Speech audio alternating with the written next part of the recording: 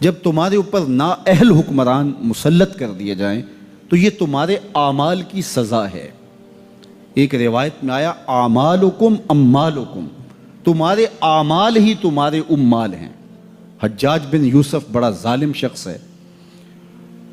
حضرت حسن بصری رضی اللہ تعالیٰ عنہ فرماتے ہیں پچھلی امت کے لوگ اپنے سارے ظالم اکٹھے کر کے لے آئیں اور ایک پلڑے میں رکھ دیں، تو دوسرے پلڑے میں ہم حجاج بن یوسف کو رکھ دیں تو ہمارا پلڑا پھر بھی بھاری ہوگا۔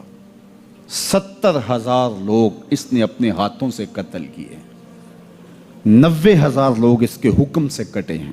بصرے کا ظالم ترین حکمران حجاج بن یوسف۔ لیکن کچھ لوگ تھے کہ جو اس کے سامنے بھی حق بات کر لیتے تھے، اگرچہ وہ بہت سخت تھا اور بات بات پہ گردن کاٹتا تھا۔ کہتے ہیں بصرے میں ایک فقیر آ گیا تو حجاج بن یوسف نے اسے بلایا اور کہا کہ میرے لیے کوئی وظیفہ بتائیے۔ تو اس نے کہا کہ تمہارے لیے بہترین وظیفہ یہ ہے کہ تم دوپہر تک سوئے رہا کرو۔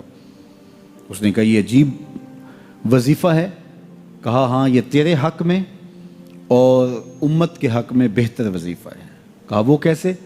کہا تم دوپہر تک سوئے رہو گے تو اس کا نتیجہ یہ ہوگا کہ لوگ تیرے ظلم سے بچے رہیں گے اور تیرے بھی نامہ اعمال کے اندر گناہ کم درج ہوں گے، اس لیے تیرے لیے بہترین وظیفہ ہے کہ تو دوپہر تک سویا رہے۔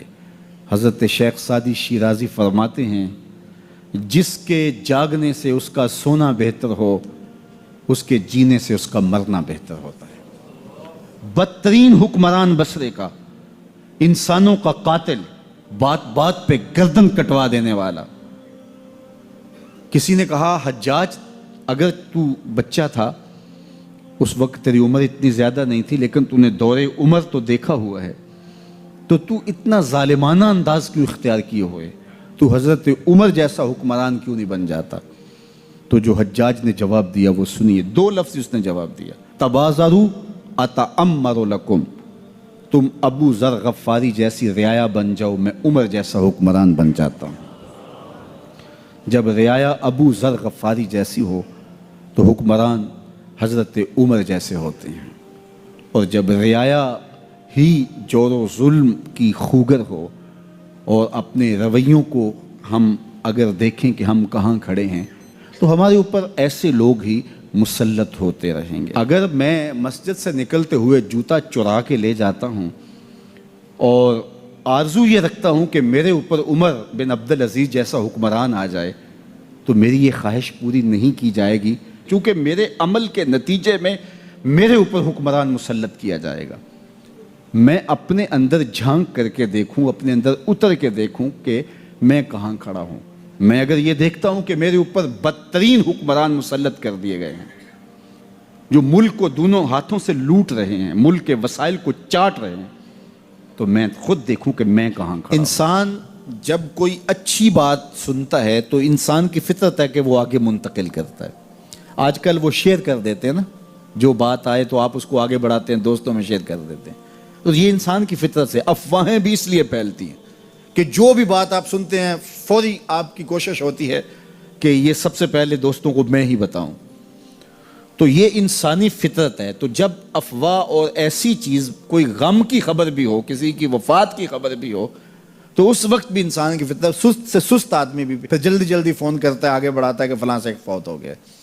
تو چونکہ یہ فطرت ہے، بات کو آگے بڑھانے کا شوق ہے انسان کے اندر رکھا ہے، اس سے چیزیں پھیلتی ہیں۔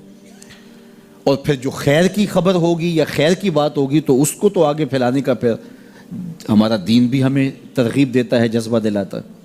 تو حضرت ابو ہریرہ اس جذبے کے تحت جو سنتے تھے پھر آگے منتقل کرتے۔ اب حضور کی بارگاہ سے اٹھ کے جاتے تو سب سے پہلے گھر جاتے اور سب سے پہلے اپنی ماں کو ہی سناتے، اور ماں تھی کافرہ۔ وہ سننے کی بجائے، خوش ہونے کی بجائے سن کے وہ الٹا ناراض ہوتی اور کوئی نہ کوئی ایسی بات کر دیتی۔ سید ابو ہریرہ سے گوارا نہ ہوتا۔ ایک دن انہوں نے کوئی ایسی بات کر دی کہ حضرت سیدنا ابو ہریرہ رضی اللہ تعالیٰ عنہ نے فیصلہ کر لیا کہ آج ماں کو چھوڑ دینا ہے، کیونکہ میں یہ گوارا نہیں کرتا کہ میرے آقا کے بارے میں کوئی ایسا جملہ کوئی بولے۔ اور تھی گھر میں ماں ہی، بھائی بھی کوئی نہیں تھا، بہن بھی کوئی نہیں تھی، باپ بھی فوت ہو گئے تھے، شادی بھی نہیں ہوئی تھی۔ تو ماں ہی ماں گھر میں، اور ماں اور بیٹا اکٹھے رہتے ہوں تو پھر محبت بھی مثالی ہوتی ہے. تو اب ماں ہی ایک رشتہ ہے مادی دنیا کے اوپر. تو حضرت ابو ہریرہ رضی اللہ تعالیٰ عنہ نے فیصلہ کر لیا کہ چھوڑ دینا ہے. چھوڑ کے گھر سے نکلے، لیکن دل ڈوب رہا ہے کہ ایک ہی تو رشتہ تھا، وہ بھی گیا. افسردہ ہے، حضور کی خدمت میں پہنچے. دل و قلب و نگاہ کے مرشد اولین نے ابو ہریرہ کی اداسی دیکھی تو فرمایا ابو ہریرہ کیا بات ہے؟ تو حضرت ابو ہریرہ جس طرح بندہ پھٹ نہیں پڑتا، تو عرض کی حضور میری ماں کی ہدایت کی دعا کر دیجئے.